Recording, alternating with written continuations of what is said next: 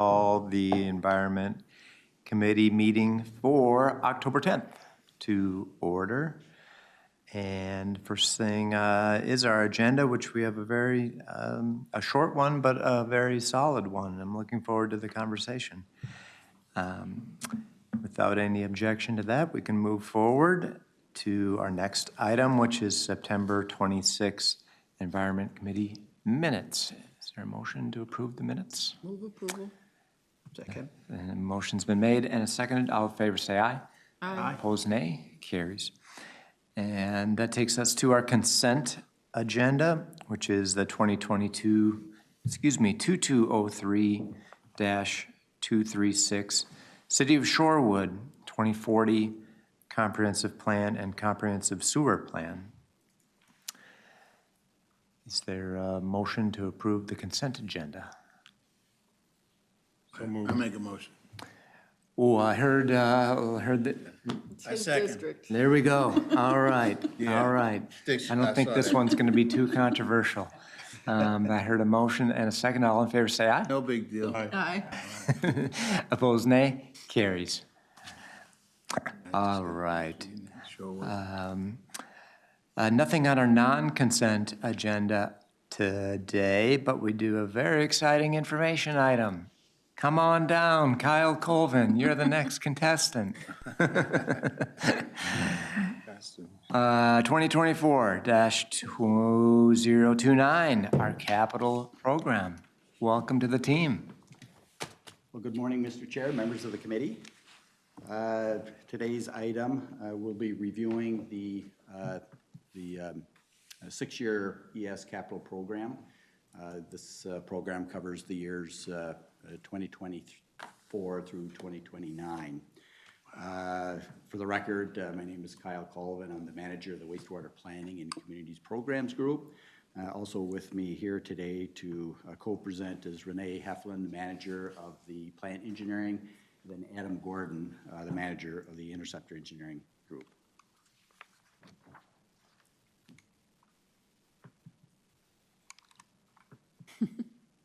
Remote challenged here.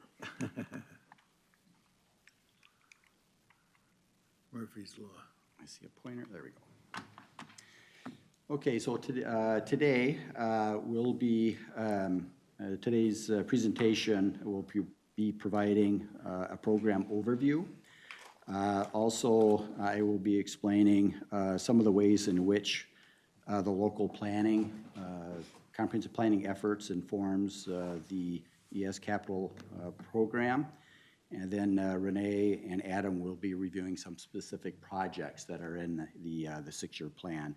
And then I'll be wrapping up, summarizing the schedule of where the council goes from here on acting on that plan. And then follow up at the end with questions. As you know, the regional wastewater system serves 111 different customer communities, and Environmental Services is committed to providing an excellent level of customer service. We strive to make decisions that are fiscally responsible, protect human health and the environment, work with our customers to ensure we plan for growth, and coordinate our work in an efficient manner.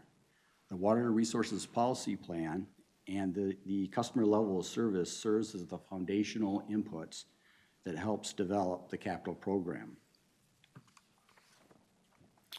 I'll start off with a little definitions on exactly what the capital program is and what it consists of.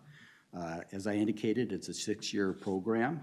The council will be acting on this program, I believe, at tomorrow's Environment Committee. It covers the years 2024 through 29, as I indicated. One part of the capital program is the authorized capital program, or what we call the ACP. The ACP is, again, that work that we anticipate projects and their funding needs for the next 6 years, and it identifies the funding sources in which these activities will be funded through, and I'll be going over that a little bit later. The first year of the authorized capital program is referred to as the capital budget, and the capital budget is that first year's authorized spending by the council. And then with the authorized capital program, or the ACP, is the capital improvement program, or CIP. The CIP consists, again, of a 6-year list of capital projects where we've identified the funding sources that will be required to complete these projects, but they have not yet been authorized for the council to actually proceed on them. Basically, these are the projects that are on the tail end of the 6-year period, and there isn't a need for authorized activities to occur in the first part of the program. So the main difference is just whether or not these projects that are authorized will dictate whether or not they're in the CIP or whether they're in the ACP. This is the bar chart that shows some of our past expenditures on the capital program between 2019 through the period covering the proposed capital program through 2029. The light blue bars on this chart reflects the historic program spending between 2019 through 2022. The average spending during this period was a little more than $100 million. The projected 6-year capital program, again 24 through 29, is represented by the dark blue bars on this chart. And this reflects an average of around $340 million per year of estimated work. These figures reflect current project cost estimates based on priority needs, current inflationary assumptions, and also the flexibility, it includes the flexibility to respond to unforeseen timing for project needs. The goal for administering a program the goal of administering the program is to achieve about an 80% delivery of the projected project needs.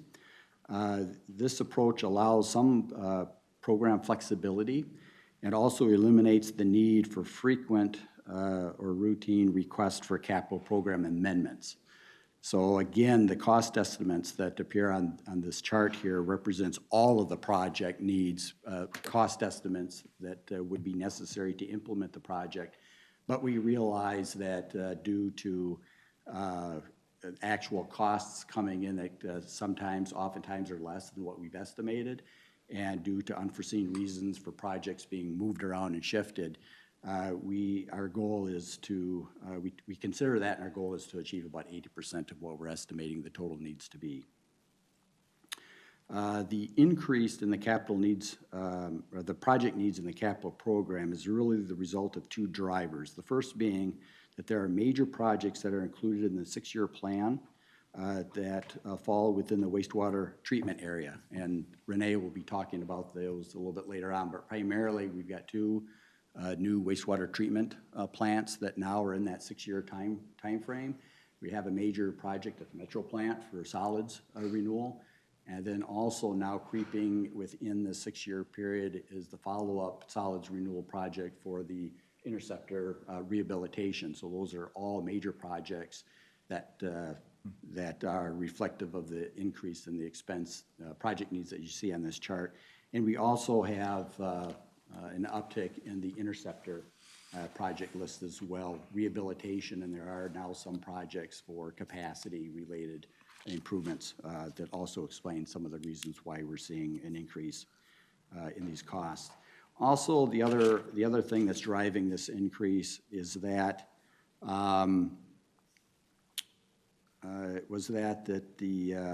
until recently, the environmental services capital debt service was high. That ran out in 2022, but during that period of time, there was an intentional moving out of some projects so that we could keep that debt at a manageable level during that time where it was high, and we're past that now. So some of those projects that we pushed out are now coming due. So another reason why that cost is up. And then lastly, the gray bar on this chart represents the 2023 program expenditures, which currently we're projecting are going to come in at about 70% of that $162 million figure that we estimated at the beginning of the year. Right now, we're estimating based on historic trends and projects that are currently being worked on, we feel that we're going to be coming in around that $115 to $120 million level, which is very similar to what we came in with last year.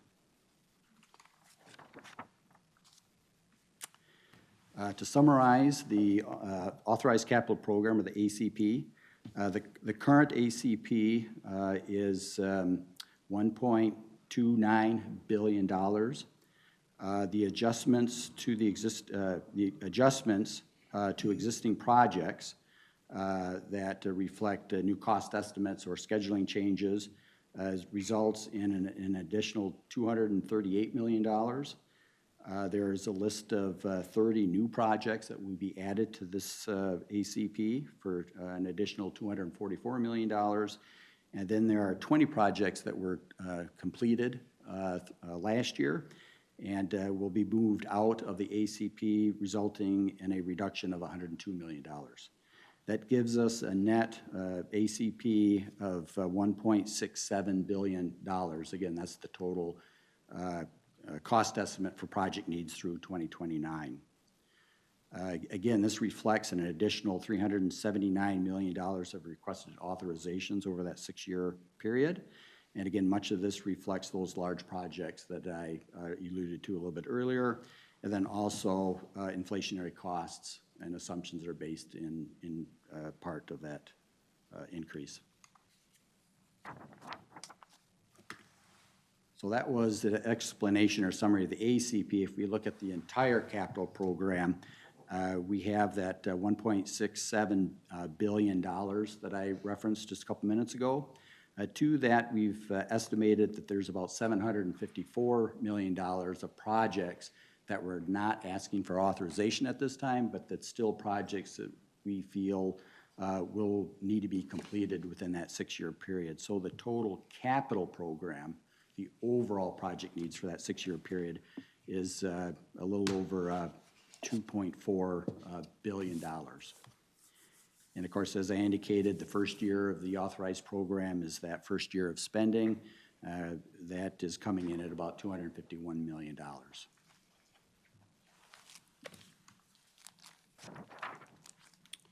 A little summary of the projects and activities that are included in the 6-year program. Consistent with the way that the council describes or characterizes its capital program. Under the objectives, we have projects that reflect preservation of existing assets. We've got project that reflects capacity enhancements that are necessary to accommodate growth and redevelopment. That could be growth within communities that are currently served, or it can also represent growth in communities that will be connecting for the first time, and I've got an example of that a little bit later on. And then the third type objective projects or drivers for projects are improved service quality projects that are necessary to respond to increased regulatory requirements, enhancing system reliability, conserving energy and other resources, and also generating energy falls within the quality projects. And then we also, you can see the percentages here. The preservation makes up a large portion of that at about 60%. And then there's essentially an equal split, a little bit more on the expansion type of project at 23%, and then we have quality improvements at 18%. But basically a 60% and an even split between the other two. We also break down the capital program into project types. The program represents about a 58% of the project needs being treatment plants, with 42% being conveyance or interceptor projects. And to put that in perspective, I went back, and if you take a look at 21 through 2023, the percentages of the treatment plant part of the capital program, and 21 plants represented 54%, in 2022 it was 55%, in 2023 it represented 63%, so that 58% for the 24 through 29 is pretty much in the ballpark. We don't see, over a long period of time, we'll see gradual shifts where, you know, the the program will represent more work in the plants versus the interceptors, and then it'll kind of cycle back. But we're seeing about that 60% investment in treatment works in the next 6 years.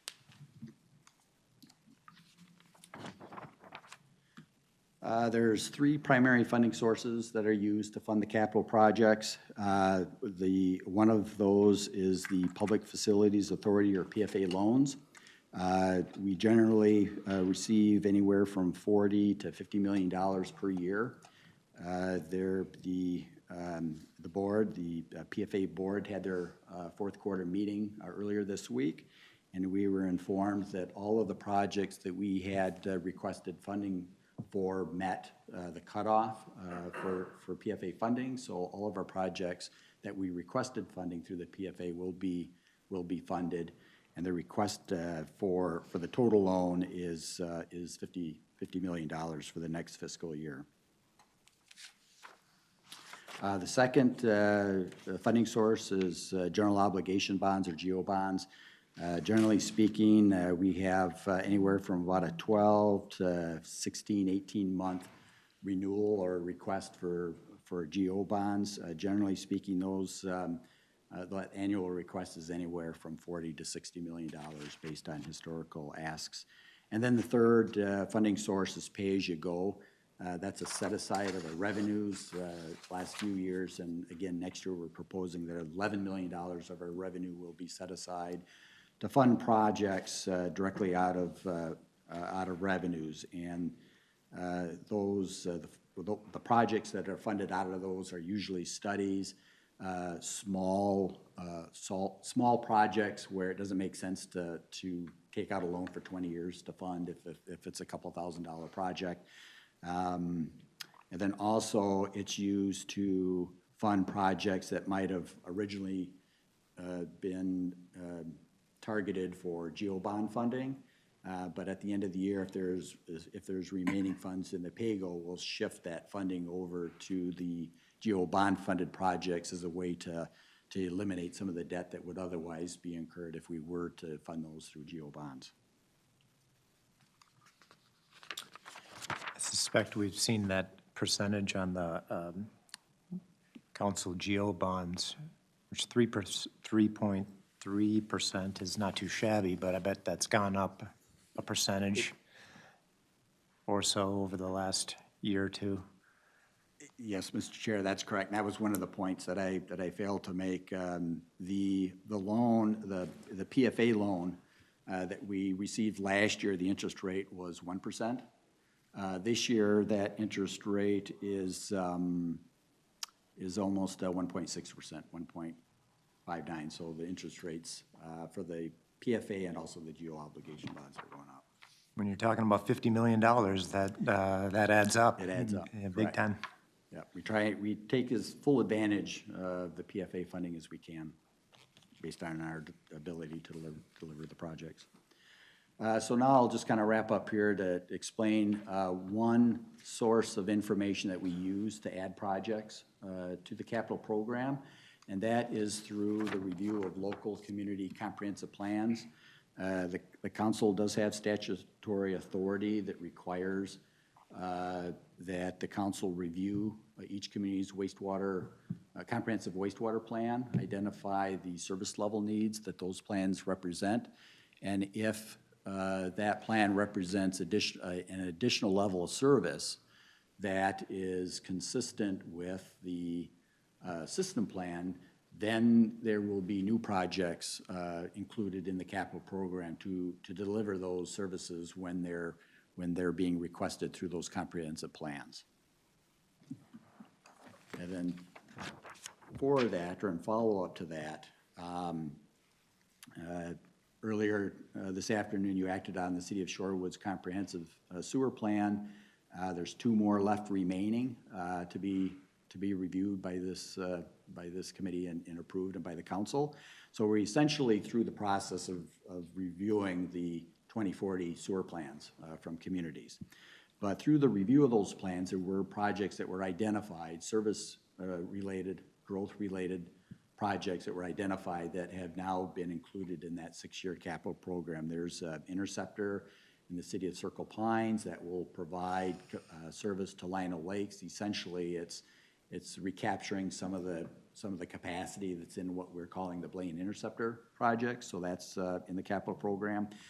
We've got the city of Credit Rivers requested service for the first time. That was in our system plan, long-term plan. So with the approval of their plan, we have started the process of talking with the city of Savage for acquisition of a trunk sewer that they have over the last 50 years or so have included capacity for this area of Credit River. And we're programming costs that will be reflective of acquisition, condition assessment inspections, some possible capacity enhancements if they're needed. And also we've got the Crow River wastewater treatment plant. That was a result of the city of Rogers coming in here requesting regionalized wastewater service. And then lastly, we've got a number of small miscellaneous system improvements that also precipitated out of the review of those local plans. Then with that, I'll turn it over to Rene to review some of the larger wastewater treatment projects. Thank you, Kyle. Good afternoon, Mr. Chair, members of the Environment Committee. For the record, my name is Rene Heflin. I manage plant engineering, and the plant engineering group has 20 people, including myself, 2 administrative assistants, 2 assistant managers, a 3-person commissioning group, and the rest are project managers. We get a lot of help from architectural engineering firms in planning, design, and construction support to help implement the plant capital program. And the largest for this 2024 through 2029 capital program, the largest and most complex plant projects that are planned to be under construction in the next 6 years include the following: the Metro Plant Services Building and Site Improvements Project, the Metro Plant 4th Incinerator Project, plus $50 million annually planned for asset renewal work at the Metro Plant. So all 3 of those categories occurring at Metro. System-wide renewal of the wastewater treatment plant process controllers, improvements for the Blue Lake wastewater treatment plant over that facility plans for like $415 million of improvements, solids and liquids, improvements at the at the Blue Lake wastewater treatment plant. And then as Kyle mentioned, we also, in the next 6 years, we have planned for 2 new wastewater treatment plants, Hastings and Crow River. So starting out with the Metro Services Building and Site Improvements project, this is a project that's currently under construction, and it truly is and going to be a transformational project. This is a design-build project that will relocate about 60 environmental services staff who currently office in temporary trailers or leased spaces to either the new services building or the new field services building, both of which will be annexed to the Metro Plant Analytical Laboratory. About 18,000 square feet of the analytical laboratory in the center will be remodeled. The new services building addition on the west side will be 27,000 square feet and will provide permanent offices for the construction field office, industrial waste, and water resources staff. The new field services building addition on the east side will be 19,000 square feet and will provide office areas for laboratory staff, additional sample intake areas, and field vehicle parking. This is the last project that will be constructed under the 2005 facility plan titled Metro Plant Rehabilitation and Facilities Improvements. In total, we will, after this project, we will have spent about $147 million at the Metro Plant in asset renewal work. The services building design build contract is $47 million, and construction is scheduled for completion in 2024. You said that was the 2005 facilities plan, and this is the last thing to check off. Very Yes, sir. exciting. Yes, Mr. Chair. Renewal work at the Metro Plant will continue, and it's being continued under the 2015 facility plan titled Metroplant Asset Renewal. Under this program, we have budgeted about $50 million per year over the next 6 years. This slide shows $120 million of projects currently under construction at the Metro plant. Well, the third one is pending council approval, I believe, because the Environment Committee just passed it. But the first one is the secondary renewal project, which is replacing diffusers and the air distribution piping in the aeration tanks.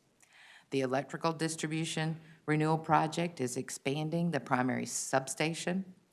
And the water system improvement project will replace 60,000 feet of corroded service water piping in the Metro plant tunnels.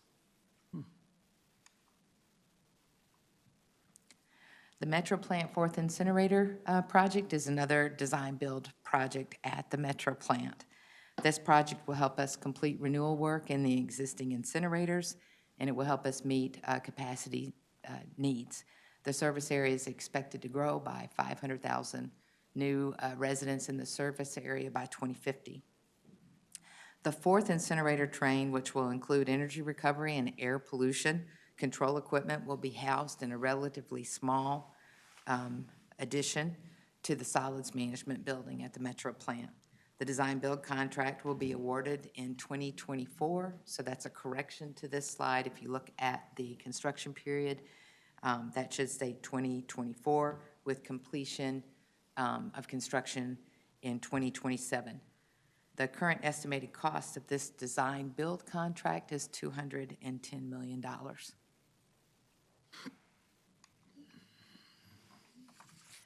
Programmable logic controller renewal is a new program for the plants.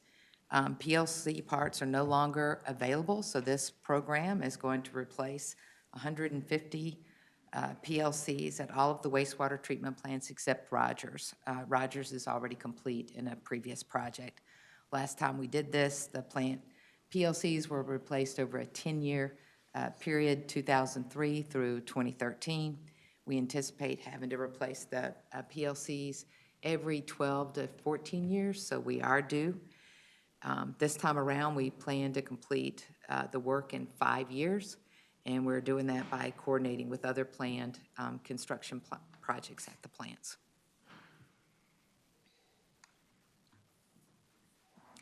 The Blue Lake wastewater treatment plant improvements, this slide shows phase 1, which is work planned for the next 6 years.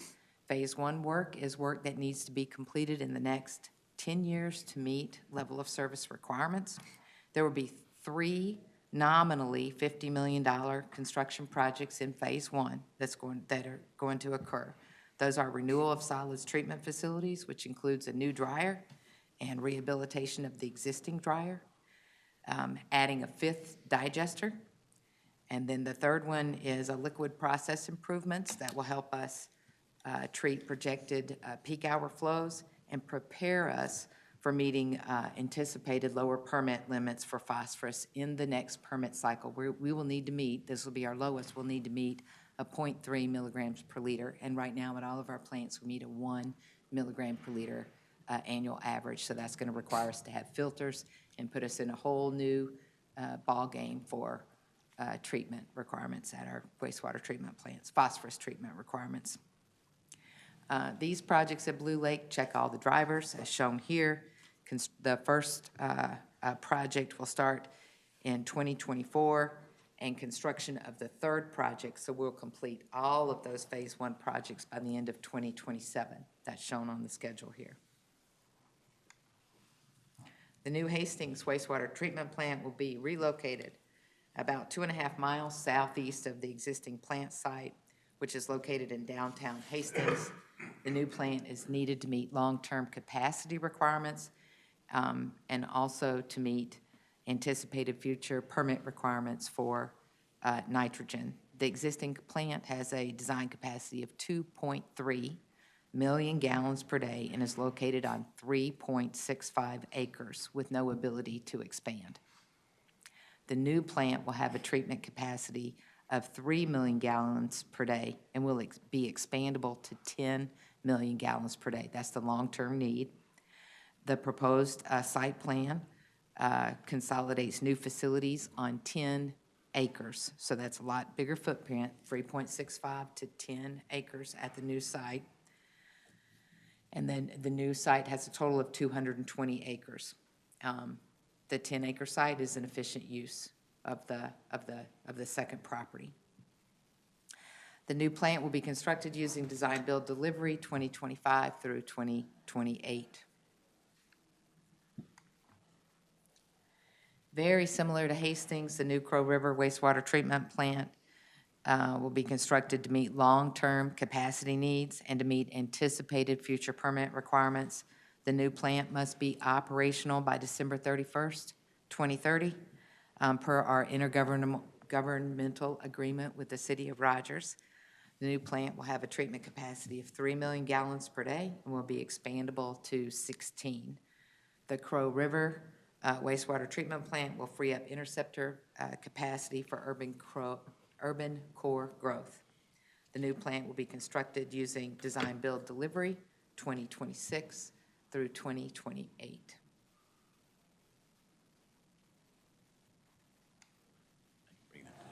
Do you want to, with that, I'll turn it over to Adam Gordon for Interceptor Project. Thank you, Rene.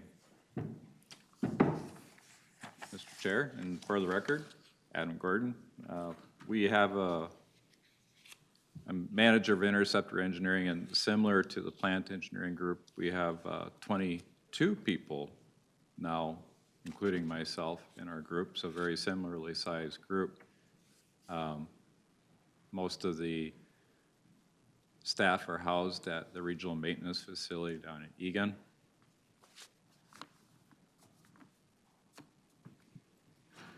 And I wanted to talk tonight about some of the projects that are in the Interceptor program. My last count, there were approximately 105 active projects in the Interceptor program this year. This map represents 17 notable projects that are either in design or in construction.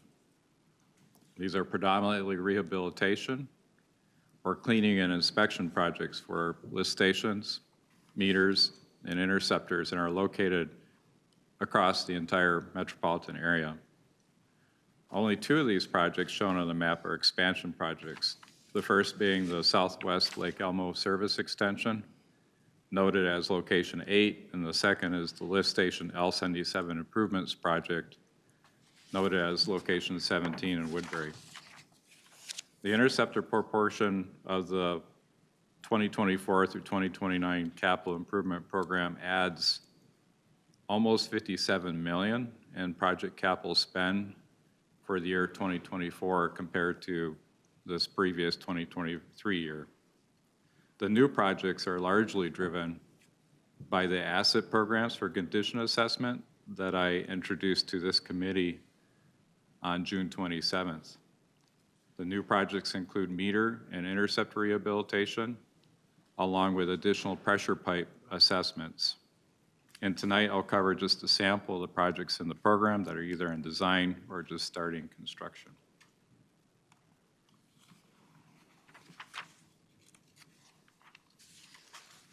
The L77 lift station was constructed in 2016 with undersized pumps to handle the low flow conditions, with the intention to replace pumps when new development in Woodbury and Lake Elmo required a capacity upgrade. The 3 existing pumps will be replaced to increase the pumping capacity from 1 million gallons per day to 2.9 million gallons per day. The lift station portable generator will be replaced by a new permanent generator. And the flow from L77 will also be redirected to a new 2-mile-long, 16-inch force main that was originally constructed by the city of Woodbury with an agreement that council will be acquiring the interceptor to accommodate the higher regional flows.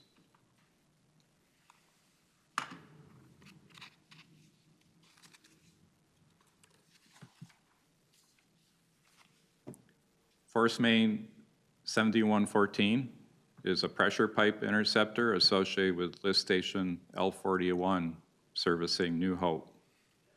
This location is one of 6 identified for inspections in the force main, siphon, and river crossing program under a single construction contract. The goal is to let a contract annually to inspect pressure pipes as prioritized in the program. Force main 7114 is a 2-mile-long, 24-inch pipe predominantly constructed as pre-stressed concrete cylinder pipe with about 0.2 of a mile of ductile iron pipe and PVC pipe. The pipeline was constructed in 1976. Our construction plan is to divert flows, clean and inspect the pipe, and then inspect the pipe with a robotic crawler that uses CCTV, sonar, and laser to collect pipe data and pipe conditions.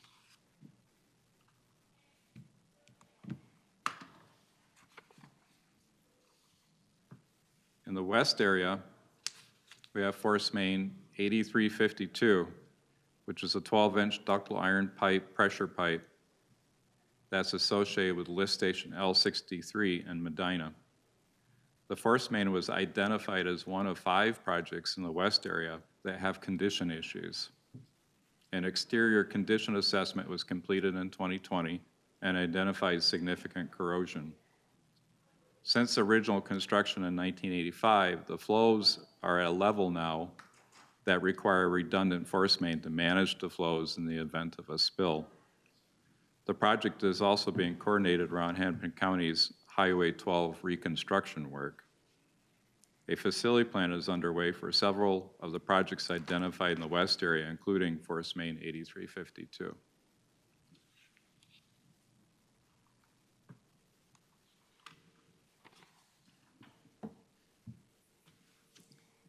Interceptor 1MN346 is located within the northwest corner of the Minneapolis-St. Paul International Airport and passes through the Winona neighborhood east of Lake Nokomis.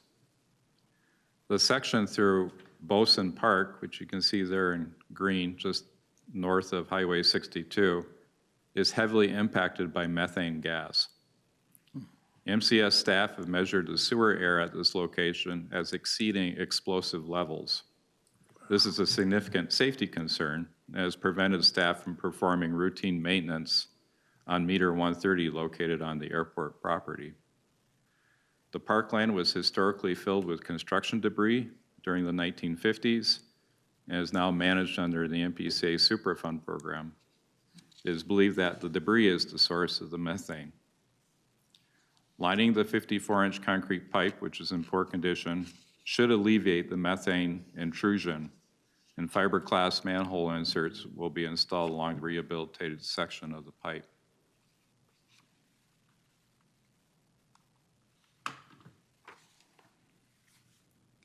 Every year, our electrical engineers tag team with our electricians, staff electricians, in electrical load testing of lift station's electrical protective devices. Each lift station is scheduled for testing once every 5 years. The electrical engineers use this as an opportunity to update the arc flash study and assess the condition of all the electrical equipment. Lift stations with excessive arc flash conditions or equipment deficiencies are included in the capital program. This year, we've included 5 locations, L1, L2, L3, L31, and L42 in the lift station electrical rehabilitation project. And shown here, L42, which is located in Anoka, has a main circuit breaker, automatic transfer switch, and motor control center, all with excessive arc flash ratings, which is a huge safety issue. And the main breaker lacks a lockout, and the lift station lacks surge protection or meter equipment, along with a lot of other noted electrical deficiencies. The L42 lift station was constructed in 1963 and contains much of the original equipment, so that's 60 years old. Most of the electrical systems have a life of 40 years. And with that, I'm gonna run. As you can keep it. Oh, I get to keep it, all right. This is primarily wrapping up just with the program schedule. Today, there's been some previous presentations to the council related to the capital budget. And this here, it talks about, the schedule talks about an informational item presentation, Environment Committee. That's what today's meeting is about. Originally, it was scheduled for the meeting on the 26th, kind of got moved to the 10th. The slide hasn't been updated to that. And then later on this month, I believe tomorrow, our finance director, Ned Smith, will be presenting to the management, to the council. So we get to see all summary this and again. asking for approval of the capital program. And then from there, it goes out for public comment, and then normally at the very last meeting of the year, the council will approve the budget. And then with that, we can entertain any questions. I'll start off by saying the methane intrusion at that park is a little terrifying. Yeah. Good Lord, that seems like a good thing to get on top of pretty quick before something really terrible happens. Yes, Mr. Chair. Questions? Yeah, Councilmember Wolf. Thanks for the great presentation. Glad to see that we're getting on top of some of those hard-to-check pipes and fixing those danger things that would cause big problems if they stopped working correctly. I actually lived like 2 blocks from that interceptor in Golden Valley in 1976 when that was put in. It's definitely time for it to have some work. Yeah, I was thinking, over the last year or so, we've had a couple, at least, of emergency declarations come our way, and all of the work that you're talking about here is helping to prevent future emergency declarations by taking care of it before it's an emergency, which is a great thing. Ms. Heflin, you were talking about the Hastings project plant, and one of the reasons I think I heard you say about the need to build the new plant, obvious growth in that region, but also you referenced taking care of the nitrates and our permit around nitrates. I'm wondering if, did I hear that correctly, or am I just making that up? Mr. Chair, we anticipate a future nitrogen limit based on the PCA's nitrogen reduction strategy, and we don't have any space on the site for expansion due to growth or increased treatment requirements. And we coupled that with a condition assessment. A couple of years ago, we did a condition assessment at Hastings, showed that we need to invest about, 25 or $27 million to get it to last, to go through the next 40 years or so if you do a mechanical improvement. And so it's, do you make that big investment now, or do you do a smaller investment and anticipate that growth or either permit requirements are going to be required and go ahead and move to the new site? And so Great. we recommended, and it was approved or okayed to try to relocate now and do a minimal renewal or rehabilitation at the Hastings site. Makes sense, yeah, go Mr. ahead. Chair, I would also add that the existing plant is located right downtown Hastings along the river, and there is some redevelopment pressure in that general area. That really is kind of the focus of the downtown renewal area for Hastings.